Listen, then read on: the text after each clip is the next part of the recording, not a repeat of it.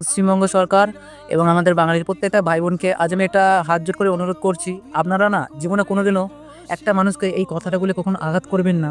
মানে এই কথাটা বলে না, সত্যি বলছি, প্রত্যেকটা ছেলে মেয়ের জানেন তার জীবনের না, মানে সে একটা বহুত বড় তো আঘাত পায় আর তার ভিতরে মনোবলটা ভেঙে যায়। সেটা হচ্ছে, তোর মতন এরকম কত ছেলে এরকম পরিবর্তন করার চেষ্টা করেছে, তোর মতন এরকম হাজারটা ছেলে জীবনে কষ্ট, এই একটা কথা বলেন না, এই কথাটা বললে খুব খারাপ লাগে, জানেন তো।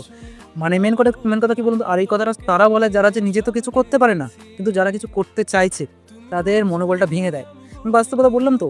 আপনারা যখন এই কথাটা বলেন না, বলেন তো যে তোর মতন এরকম কত কেউ চেষ্টা করছে, দেখ তুই কি একা করছিস। এই কথাটা বললে একটা মানুষকে বহুত বড় আঘাত করা হয়। তো হাত জোর করে অনুরোধ করছি, কাউকে না আঘাত করবে না। কেউ যদি কিছু করতে চায় তাকে সাপোর্ট করুন, তাকে বলো বাবা পাশে আছি, আমরা তোমাকে সাপোর্ট করবো। তাকে কখনো এই বলে আঘাত করবেন না যে তোর মতন এরকম বহু কেউ এসছে পরিবর্তন করার, কিন্তু কেউ পারেনি। হ্যাঁ, নিজেকে বড় হতা ভাবিস, এই কথা বলে কোনোদিন কাউকে বলবেন না।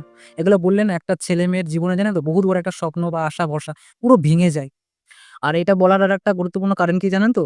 যদি কোনো কারণে ওই ছেলেটা যদি পরিবর্তনটা করে দেয়, তখন যারা তাকে সমাজের পক্ষে মানে খলনায়ক বানিয়েছিল, তারাই তখন তাকে না নায়ক বানাবে। তখন তখন তারাই না তাকে নিয়ে মাতামাতি করবে। তো এটা একটা গিরগিটির মতন চরিত্র হয়ে গেল না? যে এই গিরগিটি চরিত্রগুলো একটা সময় তাকে বলেছিল তোর দ্বারাই হবে না, তোর মতন অনেক কেউ এসছে এরকম করার।